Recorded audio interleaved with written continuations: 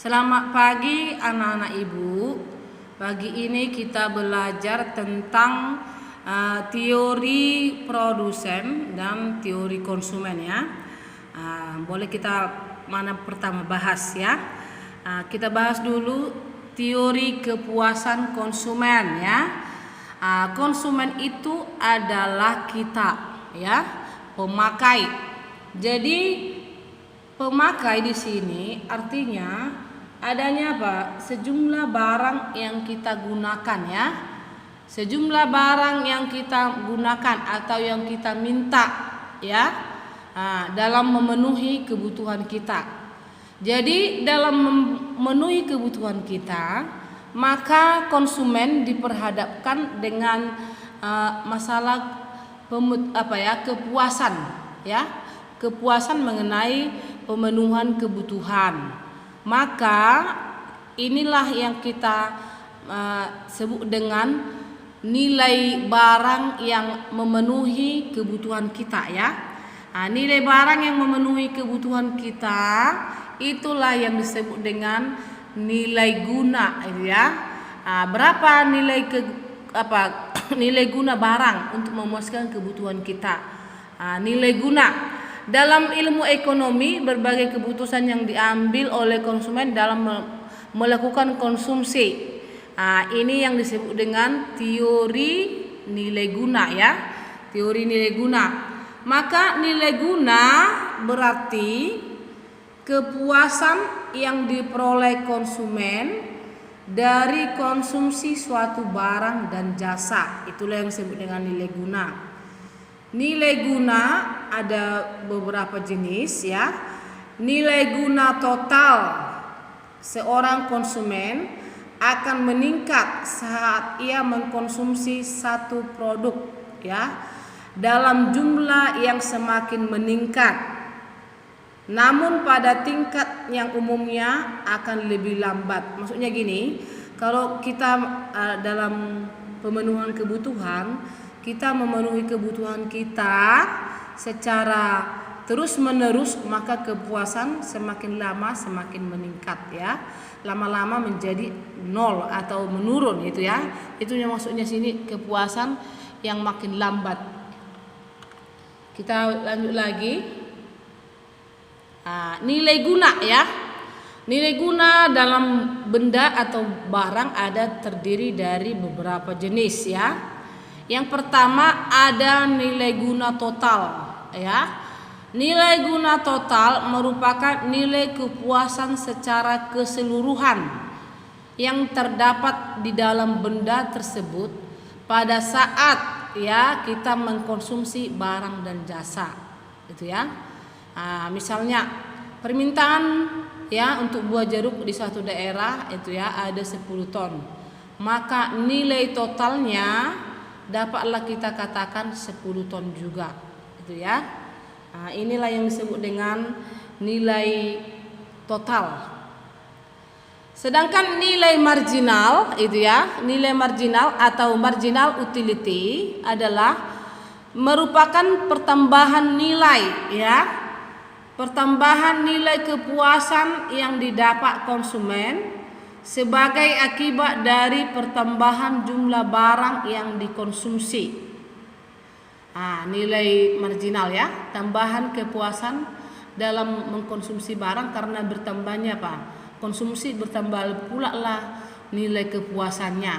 Contoh, nilai guna total dari konsumsi ya sebuah mangga ya 50. Sementara nilai guna total konsumen mangga berikutnya adalah 90. Maka nilai guna antara mangga yang pertama dengan mangga yang kedua, ini mencari selisih ya. Nilai guna total tadi ya dijumlahkan dengan nilai guna ya, maka selisihnya pertama ada nilai guna mangga tadi 90 ya kan, baru ada lagi nilai guna konsumsinya 50 ya. Jadi 90 dikurang 50 itu adalah 40 itu ya. 40 inilah yang disebut dengan nilai guna marginal atau marginal utility.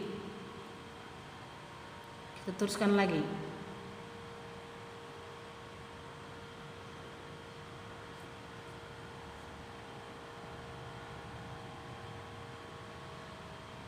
Ya, ini masuk lagi rumus mengenai diminishing return ya.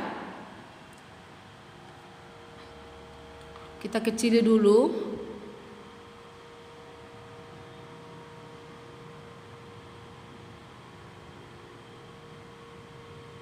Jadi ini nilai guna yang semakin menurun ya. Nilai guna yang semakin menurun ini adalah nilai total dan nilai guna marginal ya dalam konsumsi. Setiap pertambahan konsumsi dilakukan pada mulanya meningkat, namun sampai pada titik tertentu maka akan menurun dia. Setelah kepuasan tercapai maka menurunlah nilai gunanya ya. Konsumsi produk meningkat, nilai guna bertambah ya. Yang diperoleh dalam barang terus bertambah ya.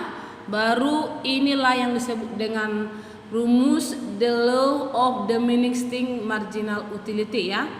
Nilai guna yang semakin menurun. Jadi the law of diminishing artinya nilai guna barang yang menurun ya. Nilai guna barang itu menurun. Itulah yang disebut dengan the law of diminishing return. Kita lanjutkan lagi. Nilai guna yang sama ya. Nilai guna yang sama ini adalah kebutuhan manusia yang banyak, tidak hanya terdiri dari satu macam saja. Maka konsumen berusaha memenuhi kebutuhannya dengan mengkonsumsi lebih dari satu benda. Nilai total dan nilai guna marginalnya sama ya.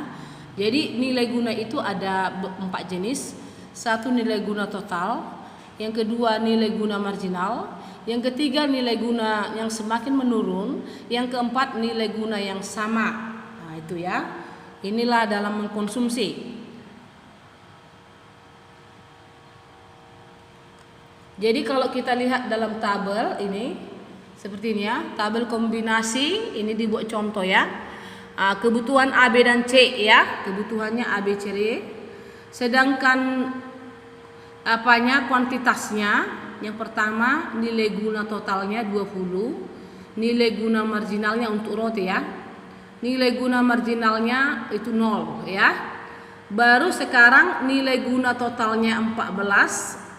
Untuk A tadi 20, untuk B 14, maka mencari nilai guna marginalnya 20 dikurang 14 ya. Atau selisih dari barang A dengan barang B ya, itulah 6. Baru C itu tadi 14 dengan 9, selisihnya itu 5. Baru masuklah D 6 dengan 3 ya.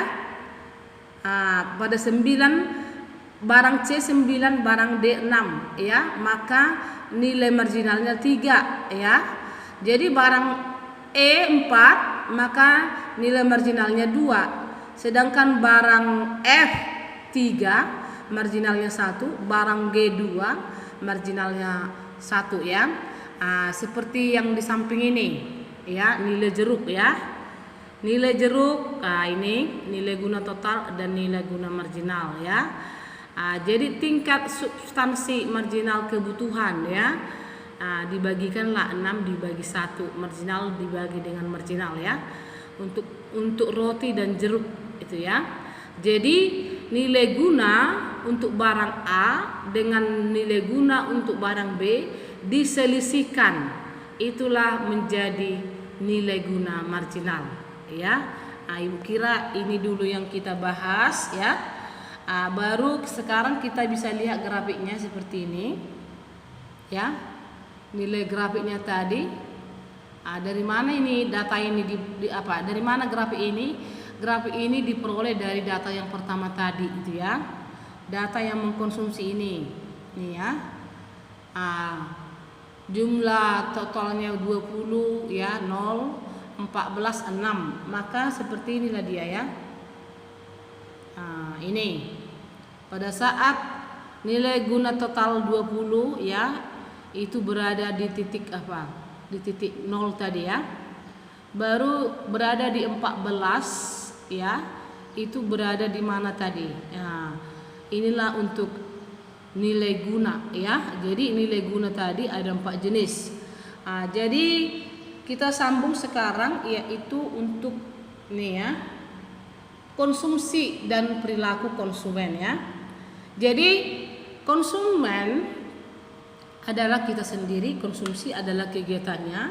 Nah, sekarang bagaimana perilaku konsumen ya? Nah, jadi konsumsi, kita udah tahu pengertian konsumsi, kegiatan mengurangi ya, menghabiskan barang dan benda dalam memenuhi dan melangsungkan kebutuhan kita. Setiap individu dalam masyarakat secara umum mempunyai kecenderungan untuk mengkonsumsi barang, memakai ya. Kecenderungan konsumsi disebut dengan pola konsumsi. Tinggi rendahnya pola konsumsi mencerminkan tingkat hidup masyarakat itu ya. Nah, itu dia. Nah, sekarang apa faktor-faktor yang mempengaruhi konsumsi? Faktor yang mempengaruhi konsumsi ada 2. Yang pertama internal dari dalam ya. Baru yang kedua adalah faktor eksternal dari luar. Itu ya. Nah, jadi kalau faktor internal ini, faktor dari dalam yang mempengaruhi konsumsi adalah pendapatan. Semakin tinggi pendapatan konsumen ya, maka konsumsi cenderung semakin besar pula.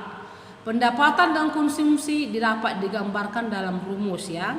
Y, pendapatan Y sama dengan C tambah S. Jadi Y sama dengan C tambah S. Y itu pendapatan, C konsumsi, dan S adalah saving, tabungan ya.